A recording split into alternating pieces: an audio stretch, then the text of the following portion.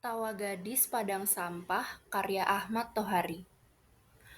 Korep, Karmi, dan sopir Dalim adalah tiga di antara banyak manusia yang sering datang ke padang pembuangan sampah di pinggir kota. Dalim tentu manusia dewasa, supir truk sampah berwarna kuning dengan dua awak. Dia pegawai negeri, suka lepas pakai kacamatanya yang berbingkai tebal. Karmi sebenarnya masih terlalu muda untuk disebut gadis. Korep anak laki-laki yang punya noda bekas luka di atas matanya. Keduanya pemulung paling belia di antara warga padang sampah.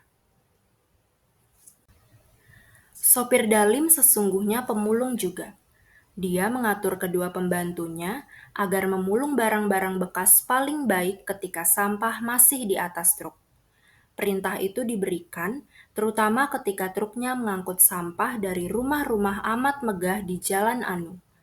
Ikat pinggang kulit yang dipakai sopir Dalim juga barang pulungan. Katanya, itu barang buatan Perancis yang dibuang oleh pemiliknya hanya karena ada sedikit noda goresan. Katanya lagi, kebanyakan penghuni rumah-rumah megah itu hanya mau memakai barang-barang terbaik tanpa noda sekecil apapun. Ketika Korep dan Karmi memasuki padang sampah, bau busuk belum begitu terasa. Sinar matahari masih terhambat pepohonan di sisi timur, sehingga padang sampah belum terpampang. Pagi menjelang tengah hari, padang sampah akan terjerang dan bau busuk akan menguap memenuhi udara. Sopir Dalim sering mengingatkan Karmi dan Korep, jangan suka berlama-lama berada di tengah padang. Sudah banyak pemulung meninggal karena sakit, paru-parunya membusuk, katanya. Entahlah, sopir Dalim merasa perlu mengingatkan Karmi dan Korep. Dia sendiri tidak tahu mengapa hatinya dekat dengan kedua anak itu. Barangkali karena Korep dan Karmi adalah dua pemulung paling bocah di padang sampah. Belasan pemulung sudah berdiri berkerumun di sisi selatan. Mereka sedang menunggu truk sampah datang. Ada pemulung perempuan memasang puntung rokok di mulutnya, lalu bergerak ke sana kemari meminta api. Ada tangan terjulur ke arah mulutnya. Api menyala dan asap segera mengepul. Tetapi perempuan itu kemudian berteriak. Rupanya tangan lelaki pemegang korek api kemudian mencolek pipinya. Dia kejar si lelaki dan balas mencubit punggungnya. Mereka bergelut. Mendadak muncul tontonan yang meriah. Korep dan Karmi ikut bersorak-sorak. Ada luapan sukacita dan teriakan-teriakan yang riuh. Begitu riuh sehingga burung-burung gereja yang sedang cari makan di tanah serentak terbang ke udara.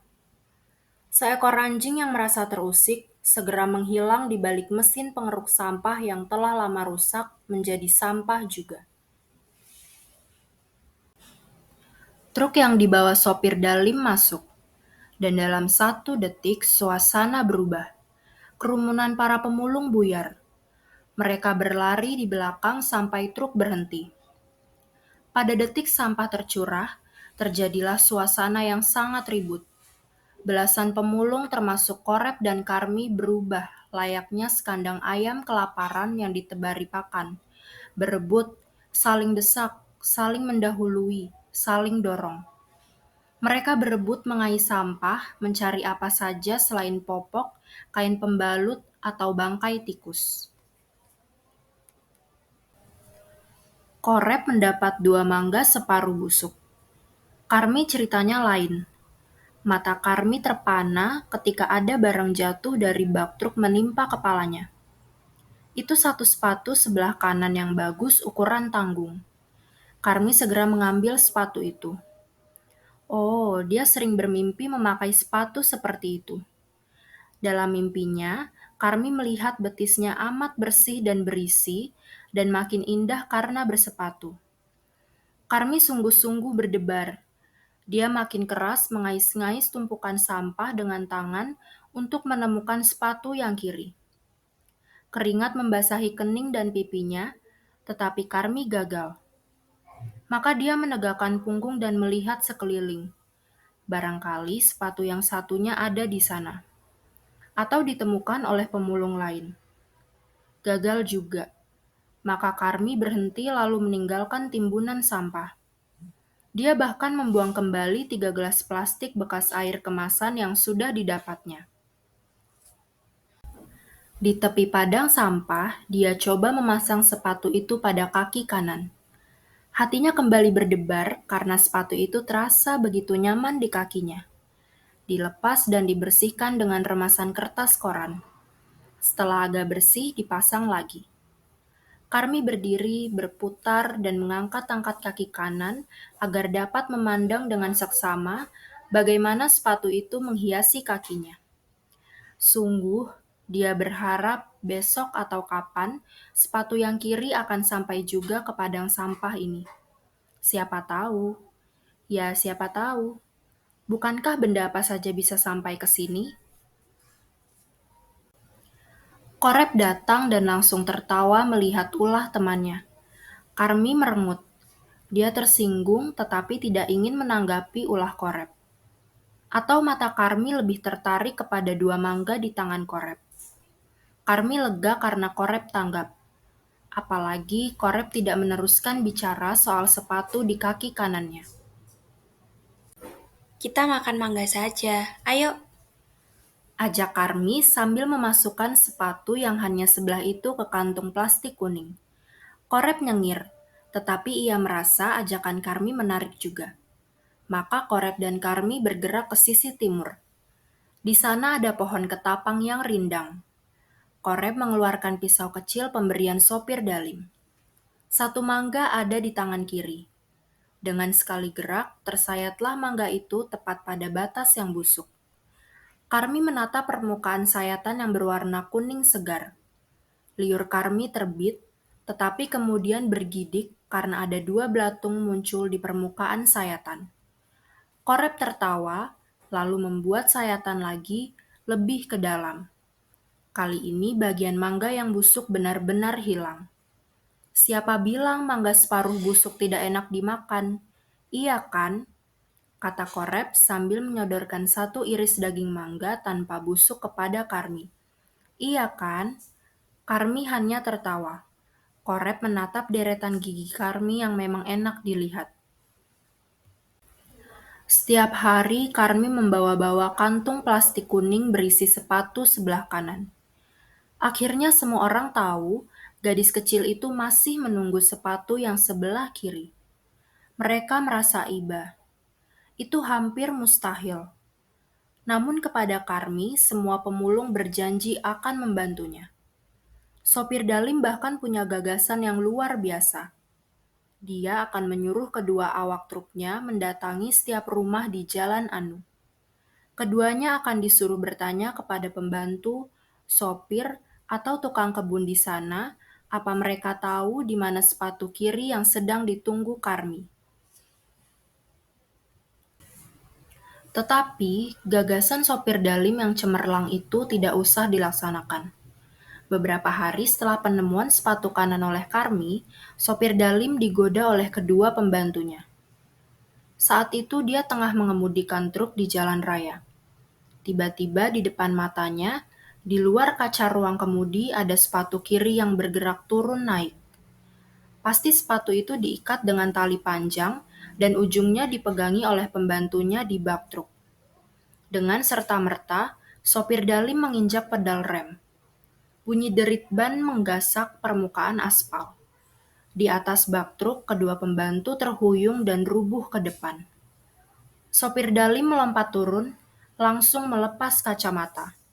Kedua awak truk juga turun. Salah satunya menyerahkan sepatu kiri itu kepada sopir Dalim yang kemudian tersenyum lebar. Sambil memegangi gagang kacamata, dia mengucapkan pujian kepada Tuhan sampai 3 kali. Kamu temukan di mana? Ya, di bak sampah depan rumah di Jalan Anu. Nomor berapa? Lupa. Cukup. Di mana sepatu kiri ini kamu temukan bukan hal yang penting. Sopir Dalim berhenti bicara karena mau melepas kacamata dan memakainya lagi. Kini dia memijit-mijit dahi. Terkesan sedang berpikir keras. Perilaku sopir Dali membuat dua pembantunya bertanya-tanya, mikir tentang apa lagi. Bukankah hanya tinggal satu hal, menyerahkan sepatu kiri ini kepada Karmi? Nanti kamu yang menyerahkan sepatu ini kepada Karmi. Ini perintah sopir Dalim kepada pembantu yang bercelana pendek, yang ditunjuk mengangkat muka karena agak terkejut. Sebaiknya Pak Dalim saja. Ya betul, sebaiknya Pak Dalim saja. Kata pembantu yang bercelana panjang. Dia mendukung temannya. Sopir Dalim mendesah, lalu melepas kacamata. Sebelum memakainya lagi, dia berbicara dengan suara tertekan. Ah, kalian tidak tahu. Masalahnya, aku tidak sampai hati melihat Karmi pada detik dia menerima sepatu ini. Karmi mungkin akan melonjak-lonjak, tertawa-tawa, atau bahkan menjerit-jerit karena begitu girang. Barangkali matanya akan berbinar-binar atau sebaliknya, berlinang-linang. Ah, hanya karena sebuah sepatu bekas yang diambil dari tempat sampah, hati Karmi akan berbunga-bunga. Aku tidak akan tega menyaksikannya. Itu akan terasa amat pahit di hati. Kalian bisa tega? Tanpa menunggu jawaban, sopir Dali memutuskan lain. Sepatu kiri itu akan ditaruh di bawah pohon ketapang di sisi timur. Karmi dan Korep biasa berteduh di sana pada waktu tengah hari. Semua setuju, maka sopir Dalim melompat ke ruang kemudi dengan sepatu kiri itu di tangannya. Kedua pembantu naik ke atas bak dan truk pun bergerak menuju padang sampah. Saat matahari tepat di atas padang sampah, semua pemulung menepi ke empat sisi. Mereka akan menata hasil pemulungan, memasukkan ke dalam karung atau mengikatnya dengan tali plastik. Karmi juga menepi. Dia mendapatkan belasan gelas plastik bekas kemasan air minum disusun rapi sehingga mudah dibawa. Di tangan kiri masih ada kantung plastik kuning berisi sepatu kanan. Beriringan dengan Korep yang membawa seraup mangga separuh busuk. Karmi bergerak ke sisi timur menuju kerindangan pohon ketapang. Ketika udara di padang sampah amat panas, tanpa angin, bau busuk mengembang kemana-mana, burung gereja berdatangan juga anjing-anjing. Siapakah yang kemudian mendengar Karmi tertawa keras diikuti teriakan hore berkali-kali? Tawa keras itu terasa sebagai pelampiasan rasa gembira berlebihan sehingga terdengar memilukan hati. Yang mendengar tawa Karmi belasan pemulung di padang sampah. Dan hanya mereka pula yang bisa memaknai dengan tepat serta menghayati sepenuhnya tawa gadis kecil pemulung itu. Maka lihatlah, para pemulung berdiri dan tersenyum ketika memandang Karmi atau Kore pergi meninggalkan padang sampah. Karmi tertawa-tawa, tentu karena ada sepasang sepatu di kakinya. Tetapi kedua bocah pemulung itu mau kemana kiranya? Semua warga padang sampah tahu Karmi dan Korep tak punya rumah untuk pulang.